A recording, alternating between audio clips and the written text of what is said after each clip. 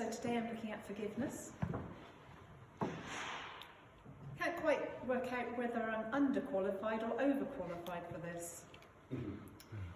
I'm speaking to myself as much as to anyone, if not more. Being quite a prophetic character, I see justice and I see right and I see wrong. And yeah, it's a struggle. Forgiveness is a struggle because forgiveness means that there is something wrong and you've just got to kind of let it go. And I'm sure some of you have had things that you need to forgive from childhood, perhaps called to forgive way beyond the call of duty. And there's all manner of offences that can be received that we need to forgive, maybe financial, maybe emotional, maybe all abuse. There's all sorts of things that we have to learn to forgive and move on. It's a journey. It's a journey we all have to walk. I don't think anyone can say they've never had to forgive. And I don't mean necessarily going up to a person. I'm talking about your spirit, your soul, your private prayer with God. And as I've been looking through forgiveness, I've sort of seen it as almost like the harness on a parachute in our faith. So you've got this parachute of love, but the harness is forgiveness, both to give and to receive. Without forgiveness, our whole faith is gone. We have no faith. If God couldn't forgive us, if that was impossible, then we're lost. We are all lost. Forgiveness is the harness that carries the parachute of love. Jesus on the cross, the forgiveness. My God, why have you forsaken me? Father, forgive them. They don't know what they're doing. It's so, so powerful.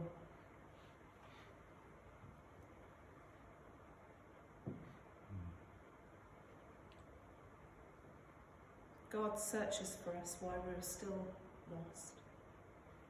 I heard a question, can a drug addict be a Christian? Of course, if there's no hope for them, then there's no hope for me. We're all sailing the same boat, all with our own struggles. No one is alone. There is hope for whoever, whatever your life, whatever you've done. Rachel quoted the other day, you can never look into the eyes of someone God doesn't love. That is so powerful. If you take nothing else from this morning, just take that. You can never, ever look into someone's eyes and think God doesn't love them. Now, I've been reading this book, which I thoroughly recommend. The Truth. It's by J. John. And I was going to say foolishly, but there was just a little quote in there that I thought I'd read today. And I acted on it, and that's where part of this message comes from. Actually, it's probably true to say that if the Jesus you believe in doesn't challenge you and at least periodically make you feel uncomfortable, then he isn't authentic. And I thought about it and I thought, God, I don't feel like I've been challenged for a long time and I want you to be authentic. So I prayed the prayer, show me where I need to change. I've got too comfortable. I'm on this journey, but I'm not moving very fast. Show me the truth.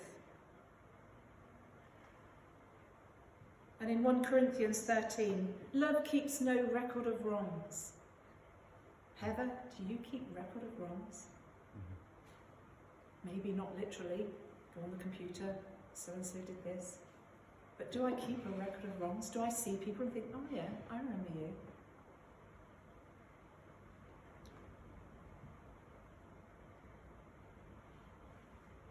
And I'm not really talking about someone stealing your car parking space.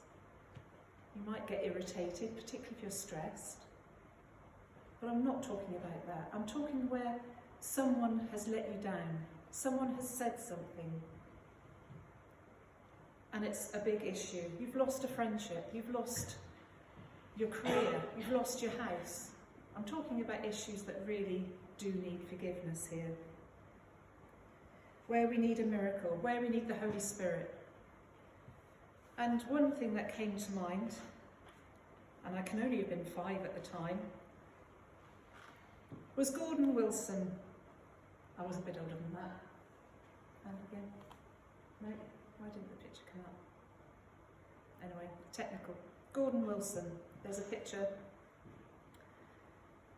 And in 1987, Gordon went to a remembrance service with his daughter Marie, and an IRA bomb went off. And what he said is, "I have lost my daughter, and we shall miss her, but I will bear no grudge. Dirty sort of talk is not going to bring her back. I shall pray for the bombers, tonight and every night. May God forgive them." Powerful, isn't it? And I'm not trying to go down the emotional route. I'm not going that route this morning. I'm talking about real things. Things that we need to face up to. And Tony Blair, later on, after he died, said of him, "One of the greatest architects of peace in Northern Ireland, Gordon Wilson, showed that a small voice could change history."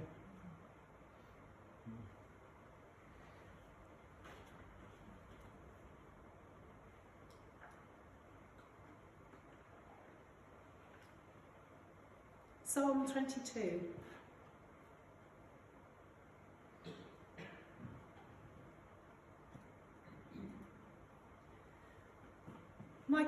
My God, why have you forsaken me?"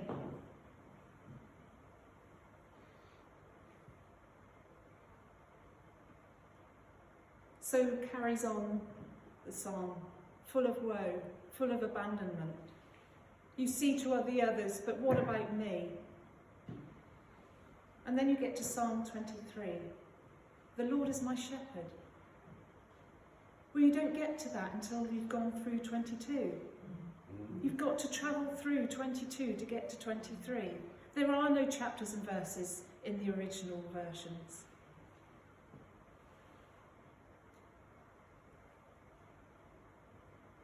You prepare a table before me in the presence of my enemies.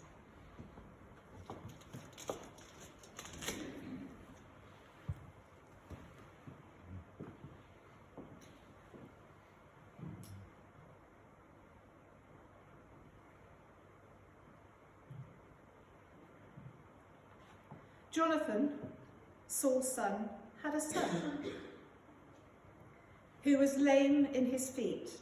He was 5 years old when the news about Saul and Jonathan came from Jezreel. His nurse took him and fled, and it happened that she made haste, and he fell and became lame. His name was Mephibosheth. Years later, after being in hiding, because back then if you had a new king, all the previous king's relatives were done away with. Could you just put your necklace down a bit? Away from the mic. It was great before until you let it out. Okay, is that all right? Thank you. So this boy had lame feet. And David sent for him, and Mephibosheth must have thought, this is the end. I'm for it. But David, now in 2 Samuel 9, verse 6, now when Mephibosheth, the son of Jonathan, the son of Saul, had come to David, he fell on his face and prostrated himself. Then David said, "Mephibosheth," He answered, "Here is your servant." So David said to him, "Do not fear, for I will surely show you kindness for Jonathan your father's sake, and I will restore you all the land of Saul your father, and you shall eat at my table continually." So where Mephibosheth thought he was going to be put away with, he brought him to the table, the banqueting table. "You prepared a table for me in amongst my enemies." Mephibosheth must have thought David as an enemy, but in forgiveness, with David as the heart of a shepherd, had forgiven and moved on and loved. He didn't want justice. He didn't want to clear the old throne. He wanted forgiveness. And Mephibosheth was carried daily to David's table, not just a table. He was carried to David's table. And we see in Psalm 23. Forgiveness is beautiful. Forgiveness is not forgetting. I'd like to say today I'm really scratching the surface. I'm just giving you tasters, and I want you to think about even just one title that I'm giving on the different pictures here. Just take one away and talk with other people about it. Talk with yourself about it and say, what does it really mean? Because sometimes we say, you've got to forgive and forget. How can you forget something? The more you try and forget, the more you think of it, because you're trying to forget it. Yeah. You cannot forget. That just puts a guilt on people because they think, I haven't forgiven because I can't forget. It is not about forgetting. Time is a good healer, or at least so I've been told. But it takes time, and you can move on. In time, it will subside, as long as you keep forgiving. Our memory protects us from making the same thing happen again. That's why God didn't make us goldfish, 10-second memories. We've got memories to protect us as well as to encourage us.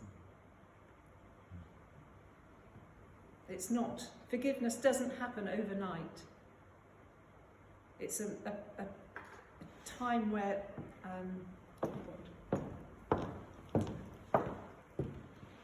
looking into my bag. It doesn't happen overnight. And when we start, maybe there's a hard outer layer. And I've done this before. There's a hard outer layer which needs to be peeled off. And we have to make that choice. It's not an emotional thing. We choose. If it's emotions, then it can come and go.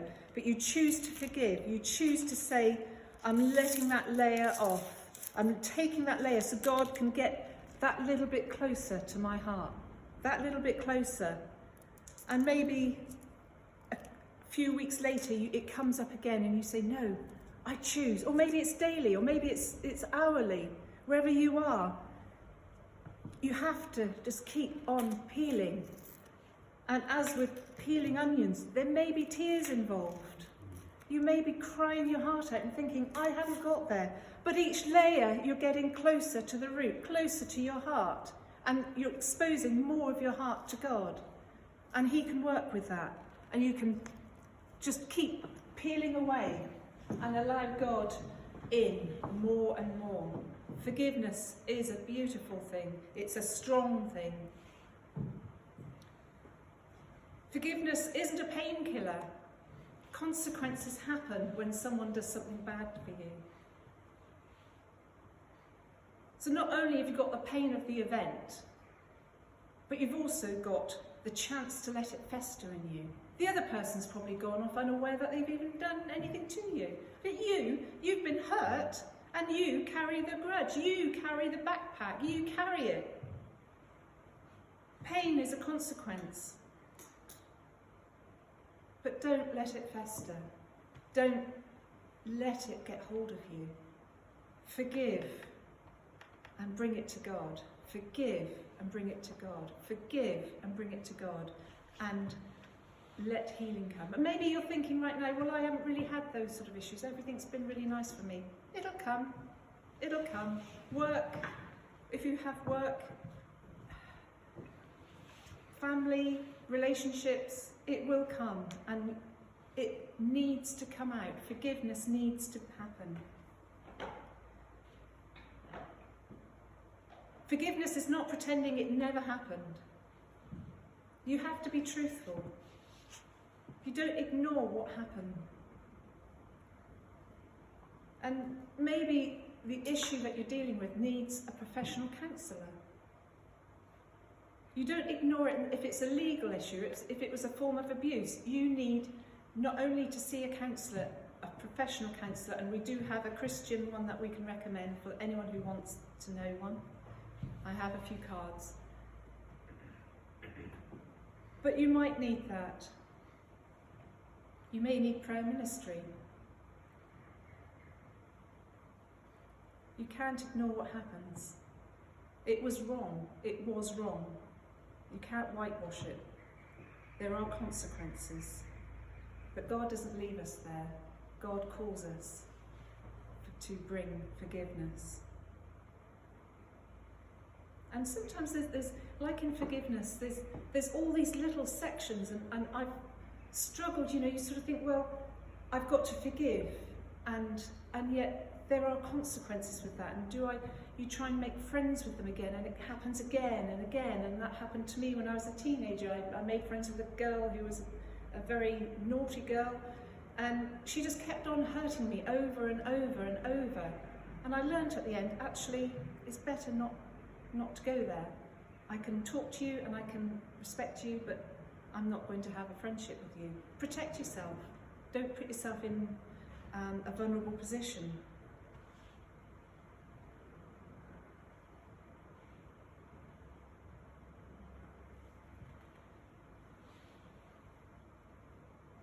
Because forgiveness doesn't always mean reconciliation.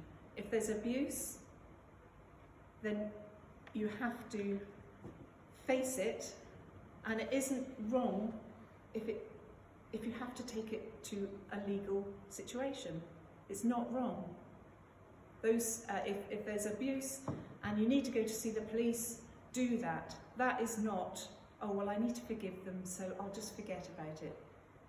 We need to have a righteous position on this, and we need those sort of issues to be sorted out, because otherwise they just go on and abuse other people. So you're protecting others in that.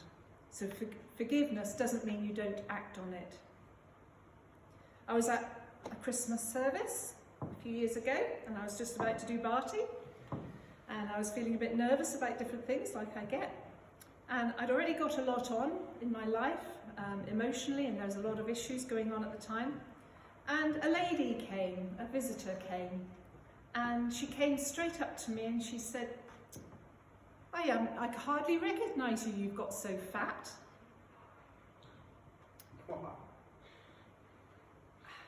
She says, oh, don't mind me, I always speak the truth.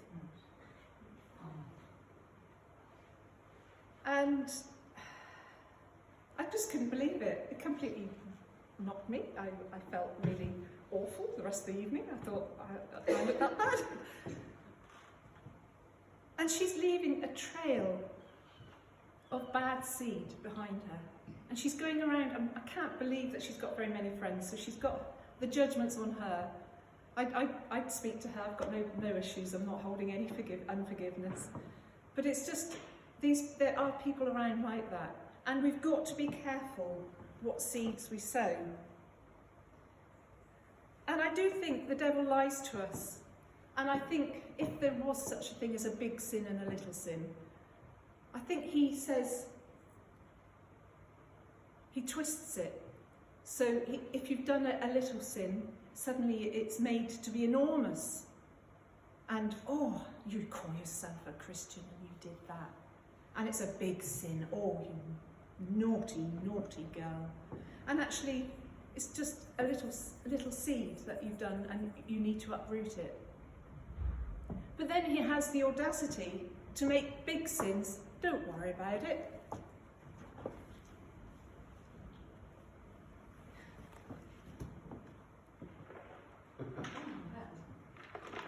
This is from the tree that holds the biggest seed in the world, is a coco de mer, which is called the devil coconut. They can actually weigh up to 25 kilos. So you don't want to be running around the Seychelles when on a windy day, because this could land on your head. Still got the seeds in.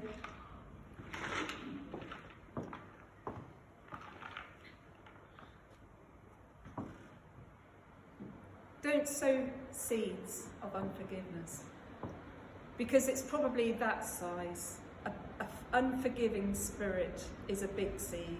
It's not going to do you any good, and it will cause a root of bitterness and resentment. As I've said before, forgiveness takes time. It may be hourly, it may be daily, and eventually it may be monthly. Maybe it's going to be just when you see that person, just keep giving grace. We've been given so much. When Jesus died on the cross, we were given so much.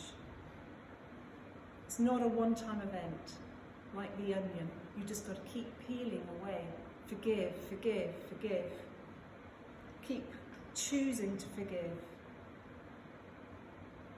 Keep going. Let your spirit fly free.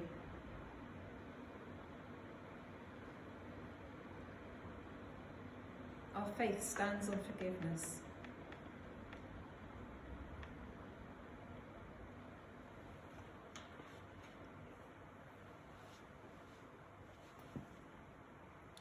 Someone once told me, wipe your feet when you get home. Just outside the front door, just wipe your feet and just say, whatever I'm carrying, just stay outside. You're not letting it into your home. You're not taking it in with you. Just take off all the troubles of the day, all the different things that have happened. Just take it off. And that's like forgiveness. Just let it go. Let it go. But like the gentleman with the daughter that died, he was shouting strength by forgiving. And maybe there's ongoing forgiveness that's needed. And that's not so easy. When in your family you've got issues and you've got to keep going back into it and you just want it to be gone. You know, maybe there's just different issues that you have to keep going to work, and you've got to face the same person again and again, or the family, and you've got to face the same issues again and again. Just keep going, asking God to help you, asking for the grace to face each trial that comes, each word that they speak over you. There's some people that are just out for, they think it's funny to take the mickey out of you, and it's not. And in this, parents, keep fair with your children. Be fair. Some of the main things that I hear is, I wasn't treated equally as my brothers and sisters were. Be fair. Keep it right. And equally, don't mess with Mother Bear. Don't mess with Mother Bear. I can cope with a lot of things. If someone says to me, I can cope and I can brush it off and I can say, I forgive them and I move on. But if someone does something to my children, that's a different matter. It's very difficult, very, very difficult. And the third party forgiveness is even harder. And you have to let it go. You have to bless your children, not put roots into them of unforgiveness.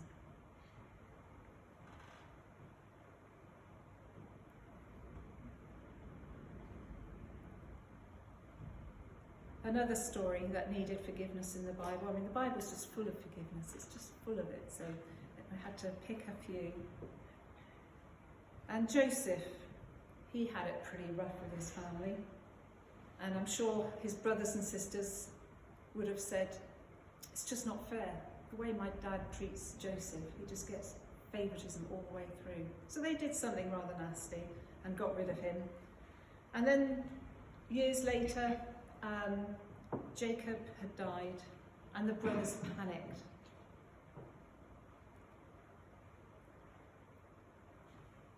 And in Genesis 50 we read, "When Joseph's brothers saw that their father was dead, they said, 'Perhaps Joseph will hate us and may actually repay us for the evil which we did to him.' So they sent messages to Joseph, saying, 'Before your father died, he commanded, saying, "Thus you shall say to Joseph, I beg you, please forgive the trespass of your brothers and their sin that they did evil to you. Now please forgive the trespass of the servants of the God of your father.' And Joseph wept when they spoke to him. And when his brothers also went and fell down before his face, and they said, 'Behold, we are your servants.' And Joseph said, 'Do not be afraid, for am I in the place of God? But as for you, you meant evil against me, but God meant it for good, in order to bring it about as in the day, to save as many people alive.'" Pure forgiveness, absolutely pure forgiveness. And it's something we all need to get to. We all need to learn. I need to learn how to forgive, more to forgive. The more you think you've done it, the more you realise you need to do more. And then there's the other issue of what happens if you've done something wrong and someone has unforgiveness about you, to you. And all you can do then is pray and be good to them, love them, just love them and pray, love them and pray. And ask their forgiveness.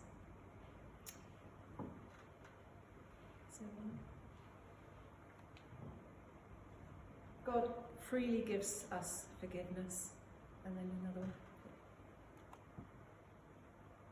Forgiveness doesn't make sense. If you said this to people at your workplace, they would not understand you at all. Have justice, make sure it's all sorted properly, and make sure that you have revenge. But forgiveness is the stronger. Forgiveness brings us closer to God. Have you really forgiven? That's an interesting one. First thought test. If you see someone, what's your first thought? Are you still going back to that? Opportunity to help. If you see them and they're in need, would you help? Positive thoughts test. Are you able to think of something positive that they've said or done in the past? The revenge. Are you looking for revenge? And stop keeping records.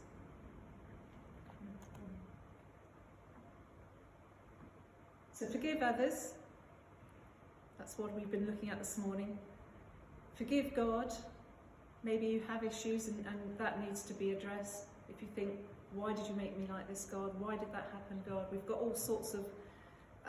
someone said to me the other day that they can't believe in religion because if a God will allow that, there can't be a God. Well, we live in a fallen world. If God made robots, then yes, you'd expect that. But he wanted love, not just obedience. And so we have a fallen world. And forgive yourself. Forgive yourself. If only doesn't help. Forgive yourself if you've done something in the past. Forgive yourself. God has already forgiven you if you've asked him. Forgive yourself. And then to finish, live life in liberty. I tried to do the alliterations, but in freedom. And one more. What a friend we have in Jesus. All our sins and griefs to bear. What a privilege to carry everything to God in prayer.